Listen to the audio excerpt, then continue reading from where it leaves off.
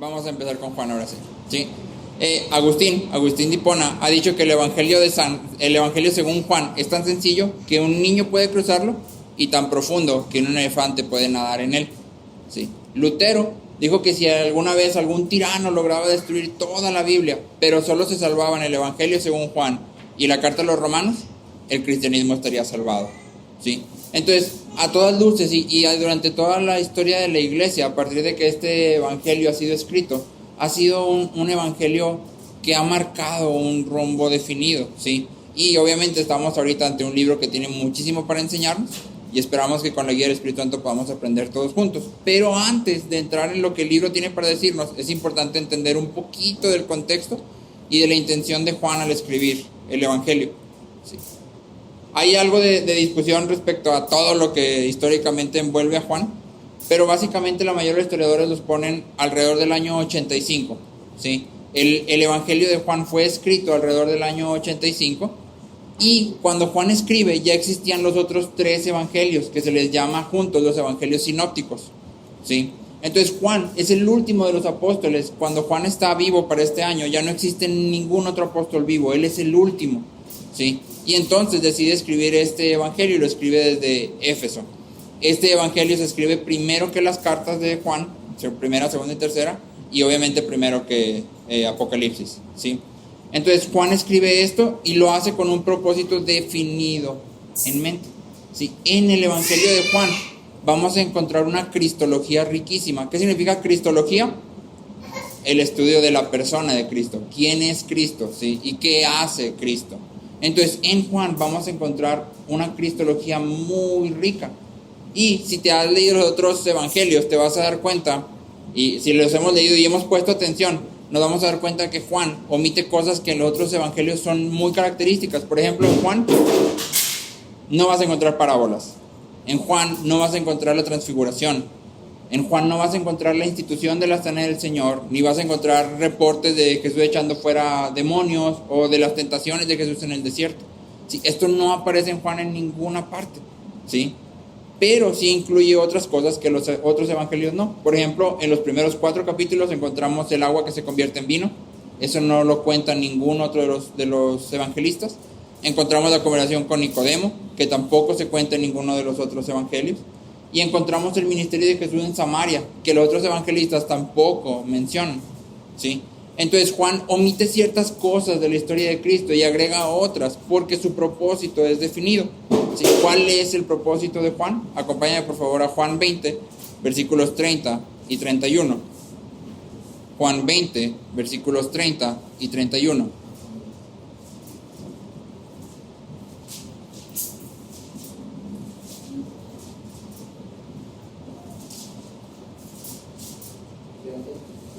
...30 y 31, por favor. Quien lo tenga lo puede leer. Se hizo además Jesús muchas otras señales en presencia de sus discípulos, las cuales no están escritas en este libro. Pero estas se han escrito para que creáis en Jesucristo, el Hijo de Dios, y para que creyendo tengáis vida en su nombre. Así es. Entonces dice Juan, hizo otras cosas, no las escribí, pero estas que escribí tienen un propósito, y es que ustedes crean que Jesús es el Cristo, el Hijo de Dios, y que al creer tengan vida en su nombre, ¿sí? Unas notas importantes porque creo que para nosotros es como, ya no es tan claro. Te pregunto, ¿cuál es el nombre de Dios Hijo o del Hijo de Dios? ¿Cuál es su nombre? Jesús. ¿Y qué es Cristo? ¿Qué significa cuando decimos Jesucristo?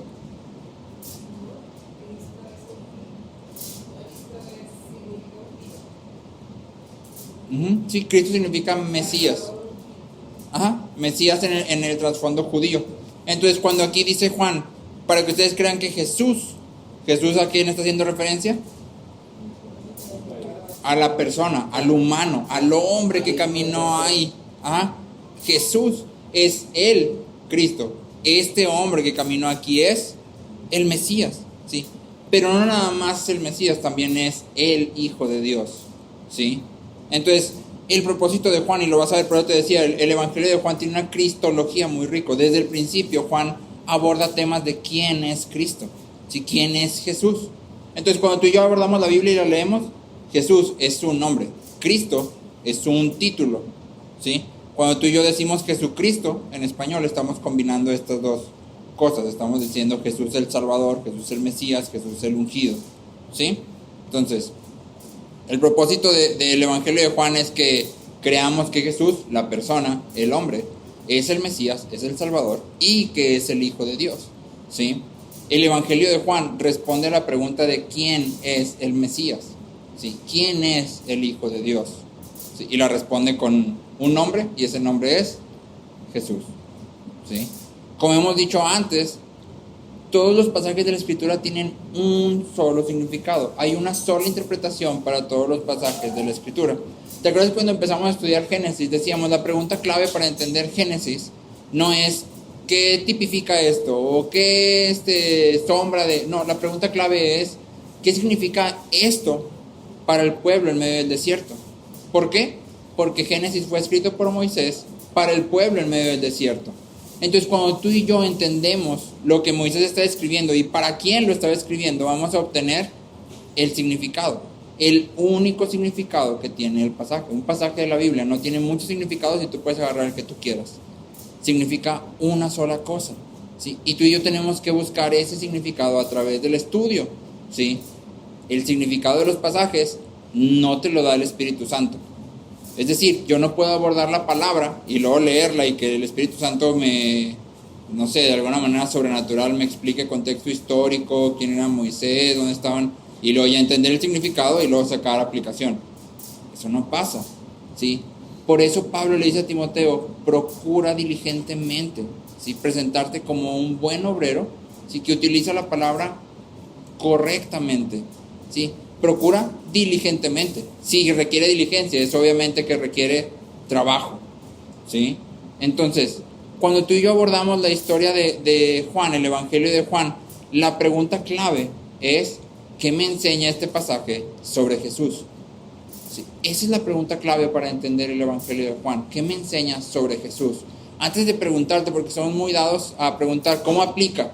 ¿Sí? ¿Cómo me aplica? ¿O qué me dice a mí? ¿O qué me...? No, es que el cristianismo no se trata primeramente de ti y de mí. Se trata de lo que Cristo ha hecho. Y entonces la primera pregunta que yo hago es ¿qué me enseña sobre Jesús? Entonces, conforme vayas leyendo esto en tu día a día, en tu devocional diario, en tu casa, en donde estés, la pregunta clave para todos los pasajes es ¿qué me enseña sobre Jesús? ¿Sí? Ahora sí, vamos a entrar al Evangelio de Juan. Acompáñame a Juan 1. Leemos, si me ayudan, vamos leyendo así en orden. Empiezo yo con el 1 y vamos a leer hasta el 18, ¿sí? Del 1 al 18, ¿ok? Dice: en el principio ya existía el Verbo, y el Verbo estaba con Dios, y el Verbo era Dios.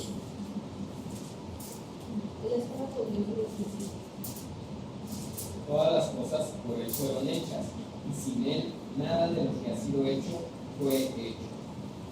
En él estaba la vida, y la vida era la luz de los hombres. La luz en las tinieblas resplandece, y las tinieblas no prevalecieron contra ella. Hubo un hombre enviado de Dios, el cual se llamaba Juan.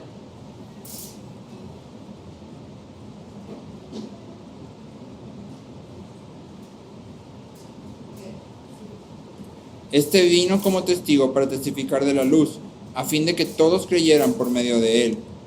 No era él la luz, sino que vino para dar testimonio de la luz. Esa luz verdadera, la que alumbra a todo ser humano, brilla en el mundo. En el mundo estaba, y el mundo por él fue hecho, pero el mundo no le conoció. A lo suyo vino, y los suyos no le recibieron. Mas a todos los que lo recibieron, a los que creyeron en su nombre, les dio potestad de ser hechos hijos de Dios. Los cuales no son engendrados de sangre, ni de voluntad de carne, ni de voluntad de varón, sino de Dios.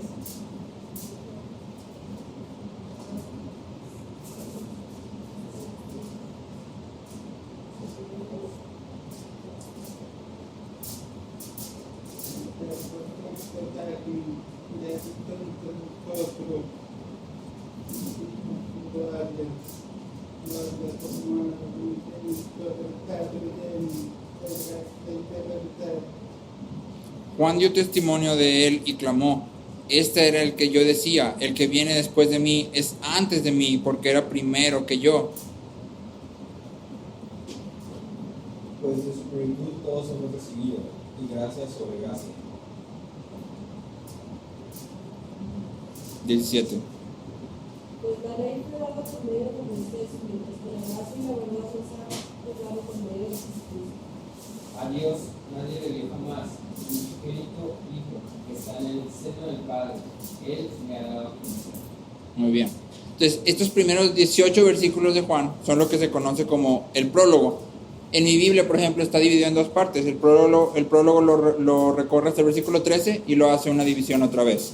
¿Sí? Lo correcto es el prólogo abarca del versículo 1 al versículo 18. ¿Sí?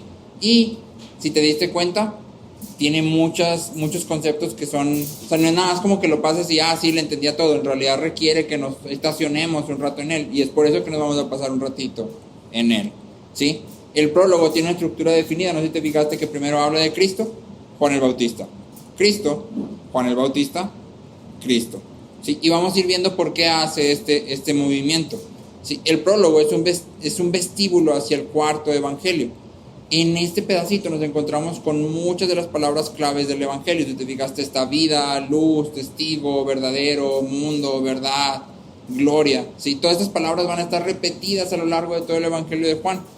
Pero sobre todo, el objetivo del prólogo es explicar cómo Dios entró en la humanidad a través de su Hijo, de manera que su gloria y gracia fueran perfectamente mostradas. En el último versículo dice: nadie ha visto jamás a Dios. El unigénito Dios que está en el seno del Padre, Él lo ha dado a conocer.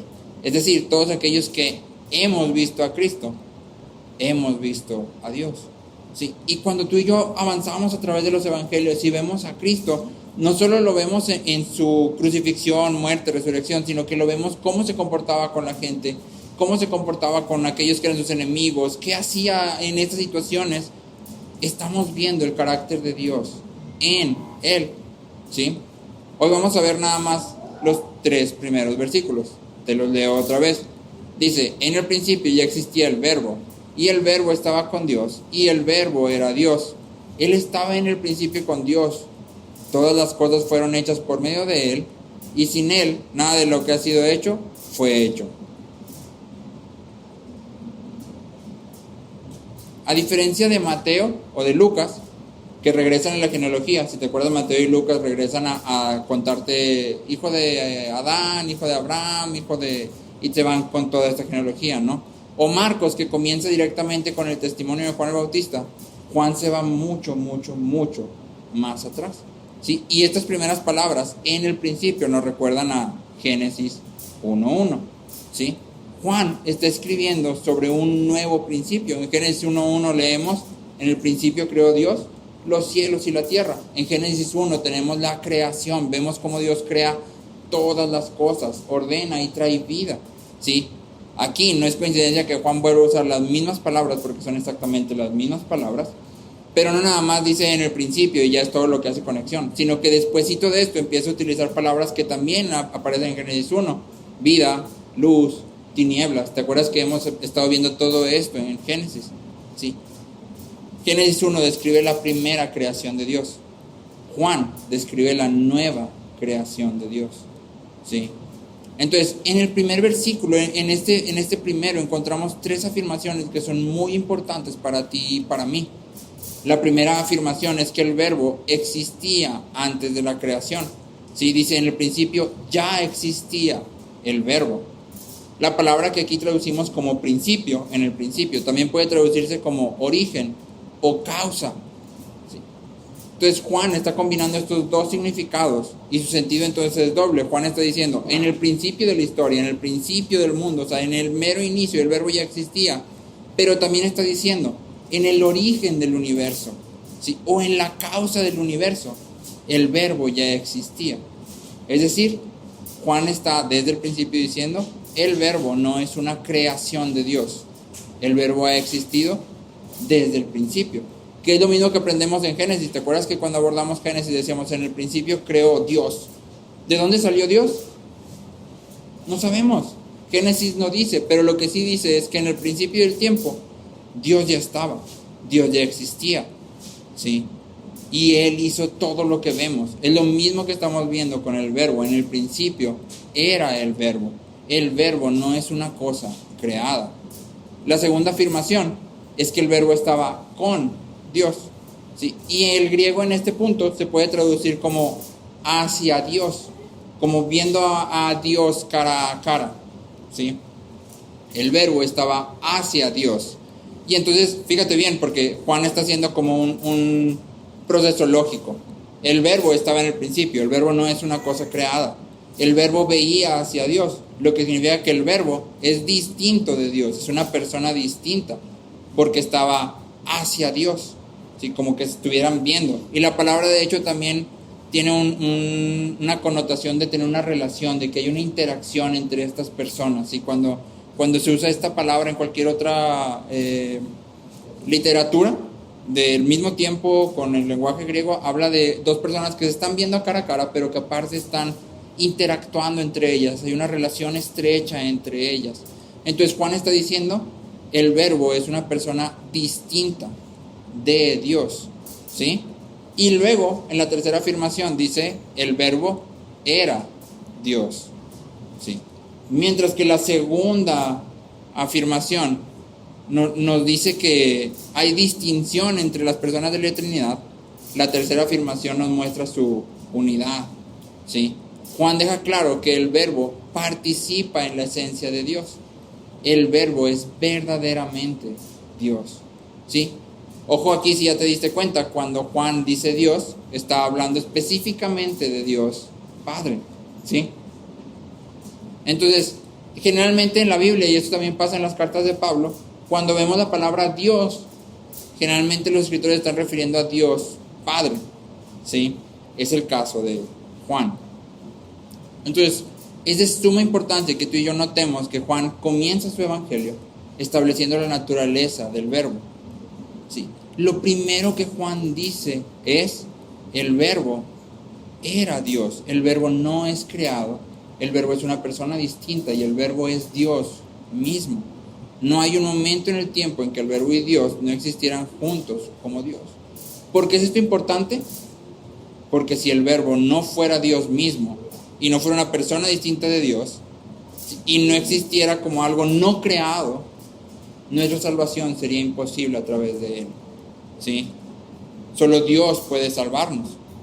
Entonces, si el verbo no fuera realmente Dios, estamos fritos, ¿sí? Si el verbo no fuera una persona distinta a Dios Padre, estamos fritos, porque entonces Él vino y murió, pero ¿y a quién ofreció el sacrificio? ¿Sí? ¿Y quién está intercediendo ahorita por nosotros? ¿Y quién vive en nosotros? Negaríamos la Trinidad y estaríamos perdidos, ¿sí? Entonces, aquí, en este primer versículo, hay dos errores que debemos de evitar. El primero es el de que Cristo no es un ser creado, ¿sí? Debemos de ser muy claros en que Cristo no es un ser creado. Cristo es Dios mismo y lo ha sido desde la eternidad y hasta la eternidad, ¿sí? Este es el error que se conoce en la historia de la iglesia como arrianismo, y quizás tú no te has topado en nadie en la vida que diga, yo soy arriano, porque no suena, pero hay muchas religiones que toman este principio y lo adaptan, ¿sí? Una de las más fuertes en el mundo es el Islam.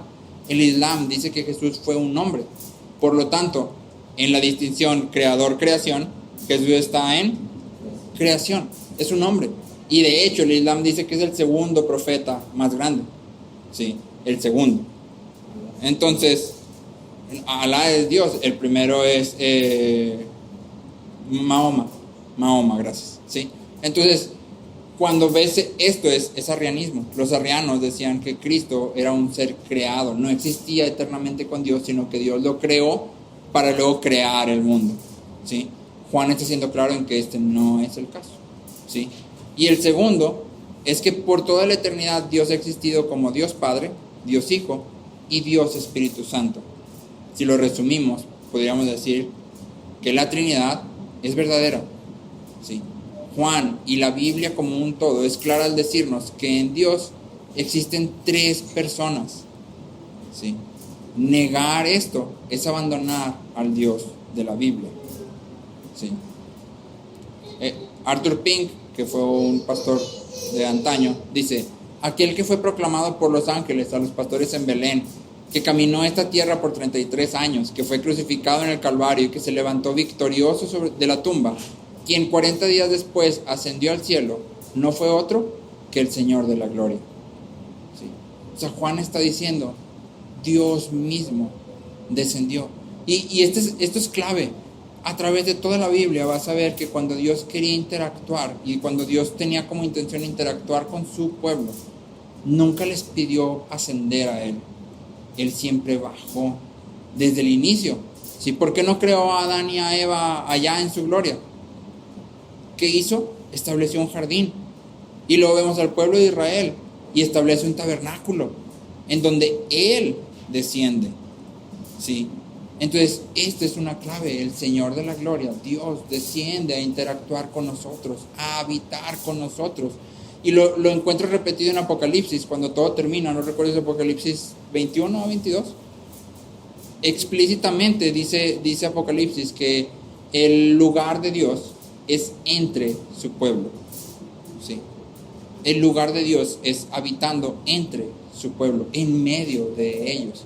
Entonces, esta es la intención desde el inicio, que Dios pueda habitar entre nosotros. ¿Sí? Ahora, una pregunta más importante que debemos de hacernos es, ¿por qué Juan utiliza la palabra verbo? ¿Qué significa verbo? ¿Qué significaba para Juan, para los que estaban leyendo el Evangelio, y para nosotros qué significa? ¿Sí? Porque ¿por qué no dijo Juan desde el principio, en el principio ya existía Jesús? ¿Por qué le dice verbo? ¿Por qué utilizar una palabra que pudiera ser tan abstracta, sobre todo miles de años hacia adelante con nosotros? ¿Por qué utilizar una palabra tan filosófica? Porque al final es un término que tenía que ver con la filosofía en ese tiempo. Y aún hoy, ¿sí? Verbo es la traducción del término logos, ¿sí? Que también se puede traducir como la palabra. De hecho, algunas traducciones, sobre todo en inglés, en vez de decir verbo, dicen el habla o la palabra, ¿sí? En el principio existía el habla o la palabra, ¿sí? Entonces, este término era muy utilizado en el tiempo de Juan en la filosofía griega. Heráclito, que era un filósofo griego, veía en el logos una referencia al principio regulador del universo. El principio regulador del universo, así como resumido, es aquello que le da orden a todo el universo, ¿sí? Aquello que lo mantiene funcionando, ¿sí? Que hace que el sol salga en la mañana, luego se mete y vuelve a salir otro día, que haya lluvia, es el principio regulador del universo. Los estoicos, que eran otro grupo de filósofos, veían el logos, además de aquello que regulaba todo, como aquello que lo permeaba todo, de manera que era lo que les daba vida a todos los hombres. Si no solo regulaba y ordenaba, sino que era lo que te mantenía vivo, el logos. Ojo que ni Heráclito ni los estoicos conectaban esto con un Dios como el Dios de la Biblia, ¿sí? De hecho, por eso se llama el principio. Ellos les llamaban el principio regulador, el principio de la vida, el principio. Para ellos Dios no era tanto una persona, sino era más un principio, una fuerza, lo que estaba ahí, ¿sí? Pero para Juan, este término no tiene solo raíces griegas, sino que también tiene raíces judías. Es importante que tú y yo entendamos que Juan, viviendo hasta el año 85, antes de escribir esto, había vivido en medio de la cultura griega, ¿sí? Se dice que cuando los apóstoles, después de la destrucción del templo, por ahí del año 70, se reparten el mundo, por así decirlo, el mundo conocido, y entonces cada uno va a un área, ¿sí? De los que estaban vivos. ¿Para qué? Para cuidar a la iglesia en esa área, ¿sí? Juan viaja hasta Éfeso, y Juan se pone en Éfeso a cuidar la iglesia que está alrededor de él, lo que quiere decir que conocía la cultura, conocía los pensamientos, conocía la filosofía. Juan no está usando palabras que no entiende, sabe lo que significan, ¿sí? Entonces, como te dije, logos se puede traducir también como palabra. Y la frase, la palabra del Señor, expresa una idea fundamental en el Antiguo Testamento. Si me acompañas al Salmo 33:6. Salmos 33:6. Quien lo tenga lo puede leer.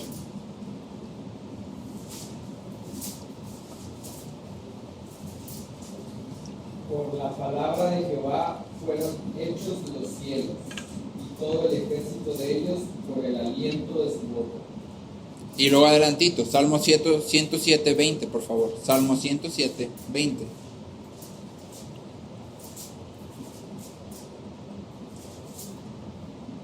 Envió su palabra y los sanó, y los libró de su ruina. Exactamente. Para los judíos. Te pudiéramos poner muchísimos más ejemplos, pero en estos dos hay ideas centrales que me gustaría que notaras. La palabra crea. Sí, y yo sé que esto puede no parecerte impactante, pero imagínate tú que si no tuvieras manos, ni brazos, ni pies, pudieras crear o hacer algo sin nada de eso, ¿sí? Y sin materia, porque aquí la cuestión es que Dios crea, o sea, de la nada trae las cosas, pero lo hace con solo su palabra, ¿sí? Y luego dice que la palabra fue enviada por Dios y esa palabra los sana y los libra de la muerte, los salva. Es la palabra la que trae restauración y salvación. Es la palabra la que crea, ¿sí? Es la palabra la que revela. Y es esta misma palabra que vas a encontrar en Proverbios varias veces llamada sabiduría, ¿sí? Y luego personificada. La sabiduría clama en las calles, alza su voz, no sé si lo has leído, ¿sí? Es esta misma palabra, ¿sí? Entonces la Biblia muestra la palabra de Dios como el agente de la creación, como un don de Dios, ¿sí? Cuando Juan está escribiendo esto, le está diciendo primero a los griegos, ¿sí? Aquello de lo que tanto han escrito, aquello de lo que han pasado toda su vida dándole vueltas, ¿qué será el principio regulador? ¿Qué será el logos? Aquello que, ¿sí? Todo ese pensamiento filosófico, Juan está diciendo, vino al mundo y nosotros lo vimos. Eso es lo que le está diciendo a los griegos, ¿sí? A los judíos les está diciendo, ¿sí? La palabra que sana, que crea, que libra, la palabra que da vida, la palabra que es sabiduría, vino al mundo y nosotros le hemos visto, ¿sí? Entonces, algo que es importante aquí notar es que todos nos mostramos a través de nuestras palabras. Hay un versículo que todos nos sabemos, ¿no? De la llenura del corazón habla la boca, es decir, lo que hablamos muestra quién realmente somos, ¿sí? Y no hablamos tanto de las palabras específicas que usamos, sino de cómo lo decimos, en qué situaciones lo decimos, ¿sí? Cuando alguien te cuenta algo y tu primera expresión es, no, pues es que andaba mal, o sea, es que no, está mostrando que en tu corazón no hay en realidad compasión o suficiente amor, porque la primera expresión correcta sería, qué mal, o sea, ¿cómo podemos ayudar? ¿Sí? Sí, andaba mal, pues a lo mejor todos sabemos que andaba mal, o que la regó, lo que sea, pero eso no exime que necesite ayuda, ¿sí? Entonces, ¿cómo podemos ayudar? Entonces, todos nos mostramos a través de nuestras palabras, y Cristo es la más elocuente palabra de Dios, ¿sí? Ya que Jesús es la palabra viva de Dios, y ya que Dios nunca cambia, Dios siempre ha sido como Jesús. Dios es santo, tal como Jesús es mostrado santo en este evangelio. Dios es compasivo y bondadoso, soberano y poderoso, tal como Jesús se muestra en este libro. Pero sobre todo, Jesús revela el amor de Dios por nosotros. Thomas Oden, que es un autor, dice, Dios es como Cristo y en Él, en Dios, no hay nada que no sea como Cristo, ¿sí? Ahora, en el versículo 2 dice, Él estaba en el principio con Dios. Lo que Juan está haciendo en el versículo 2 es enfatizar su idea central. Si el verbo estaba en el principio con Dios, quiere decir que el verbo otra vez no es un ser creado. Y eso por sí solo lo establece como Dios mismo, ¿sí? El verbo y Dios han estado relacionados desde el principio. Y esta afirmación, que el verbo existía desde el principio con Dios, se va a convertir en una cuestión principal en el conflicto entre Cristo, entre Jesús y los fariseos y los saduceos, ¿sí? Luego, en el versículo 3 leemos, todas las cosas fueron hechas por medio de Él, y sin Él nada de lo que ha sido hecho fue hecho. En Génesis 1, tú y yo leemos 9 veces, dijo Dios, Fue por la palabra que Dios trajo toda existencia. Y ahora Juan nos dice que esta palabra, este verbo, dijo Dios, sea la luz, y fue la luz. Dijo Dios que tú y yo muchas veces vemos como solo una acción. No es solo una acción, es una persona. Cuando tú y yo leemos en Génesis 1:26 y dijo Dios, hagamos al hombre a nuestra imagen, conforme a nuestra semejanza, ¿con quién está hablando Dios? Con el verbo, ¿sí? Y con el Espíritu Santo obviamente, pero Juan está aquí enfatizando el verbo. El verbo es el ejecutor de Dios, es el agente que lleva a cabo la voluntad de Dios. ¿Sí? ¿Qué es lo que vemos? Dios quiere salvarnos. ¿Y quién viene a hacer eso? Cristo, el verbo. Sí, el verbo es el ejecutor de Dios. Por eso decimos siempre cuando hablamos de la Trinidad que todo es hecho por Dios en Cristo a través del Espíritu Santo. Sí, todo es hecho por Dios en Cristo a través del Espíritu Santo. Sí, ¿qué es lo que vemos? La salvación es planeada por Dios Padre, alcanzada en el Hijo. ¿Sí? El Hijo se encarna, viene, muere, resucita. ¿Sí? Y es a través del Espíritu Santo que nosotros somos unidos a Cristo para poder tener el resultado efectivo de esa salvación que Dios ha planeado. ¿Sí? Todo es hecho por Dios en Cristo a través del Espíritu Santo. ¿Sí? Entonces, el verbo no solo existía antes que todo, sino que es el origen de todo. Por eso dice Juan, en Él fueron hechas todas las cosas. ¿Sí? Y sin Él, nada de lo que ha sido hecho, fue hecho.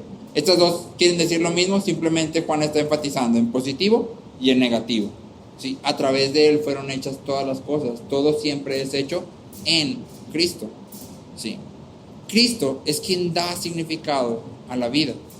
Somos hechos a la imagen de Dios y solo en la medida que conocemos al Dios verdadero encontraremos significado y gozo. ¿Por qué? Porque todo está hecho por medio de Él, todo está hecho en Él. La vida no tiene sentido hasta que nos encontramos con Cristo.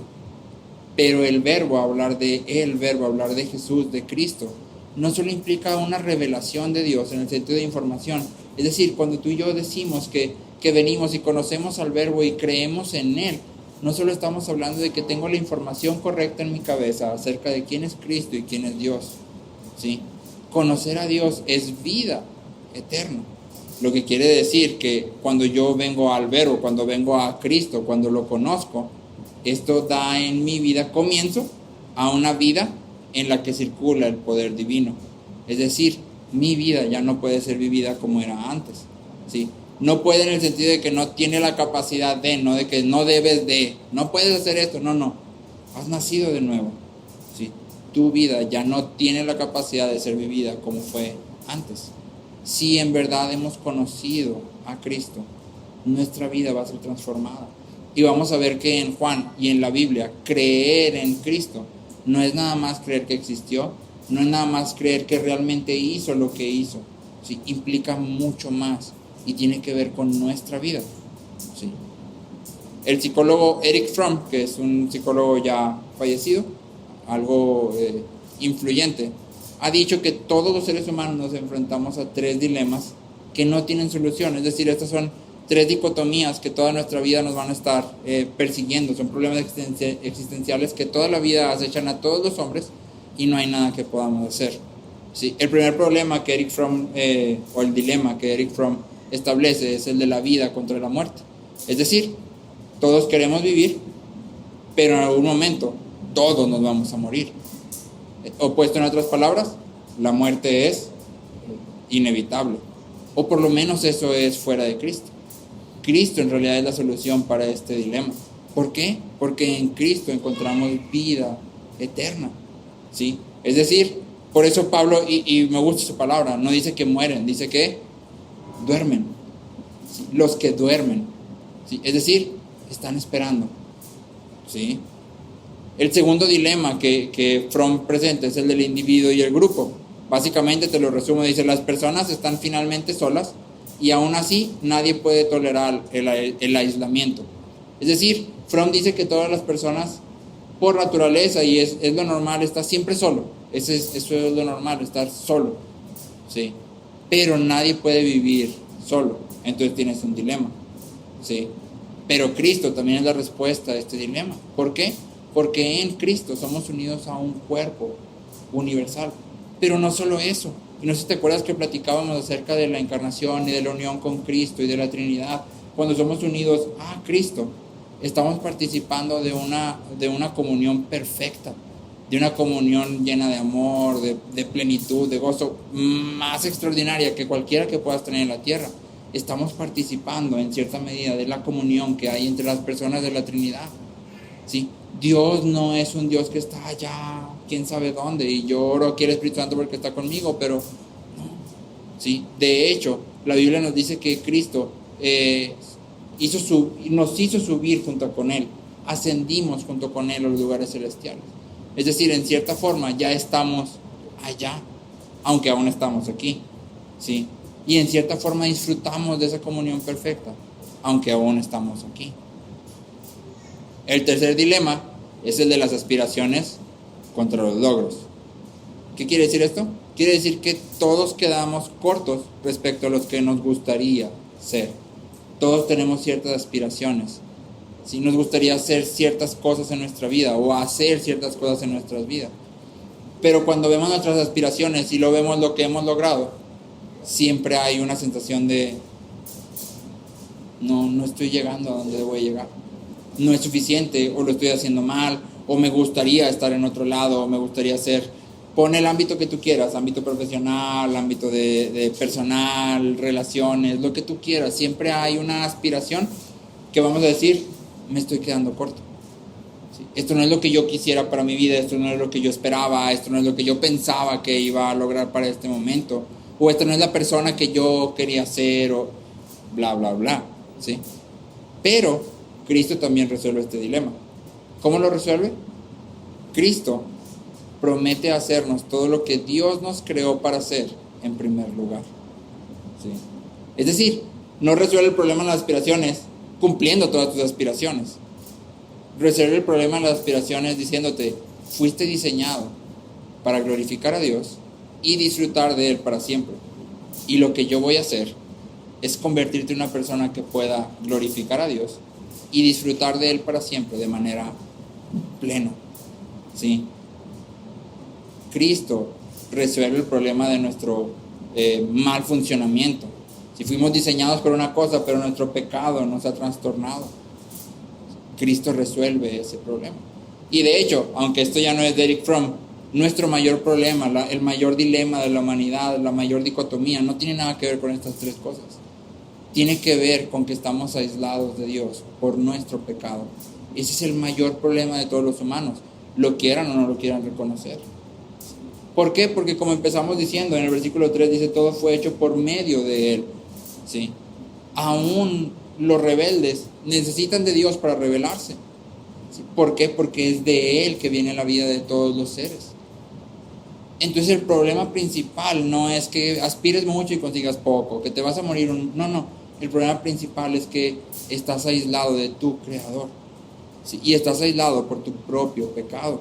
Nuestra culpa nos sitúa bajo la ira de Dios, sin posibilidad de salvarnos a nosotros mismos. Por esto, Cristo viene y revela el amor del Padre a nosotros. Pero no solo revela como para decir, mira cuánto te amo y ya, sino que revela y consigue lo que nosotros no podemos conseguir. ¿Sí? Cristo es el nuevo Adán, que es totalmente obediente. ¿Sí? Cristo es el nuevo Israel, el verdadero Israel, que es totalmente obediente al Padre, que consigue hacer todo lo que los hombres no logramos hacer. Y a través de su vida y a través de su muerte y su resurrección, tú y yo somos justificados y somos reconciliados con Dios. Juan 3:15 dice, para que todo aquel que cree tenga en Él vida eterna. ¿Sí? Para que todo aquel que cree tenga en Él vida eterna.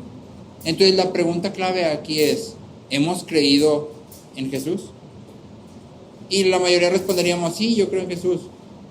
Pero date cuenta de la estructura de Juan, porque dice Juan, el que cree tenga en Él. ¿Sí? Empezamos a ver qué significa para Juan creer. Para Juan creer tiene que ver con unirse a Cristo, con estar en Cristo. ¿Sí?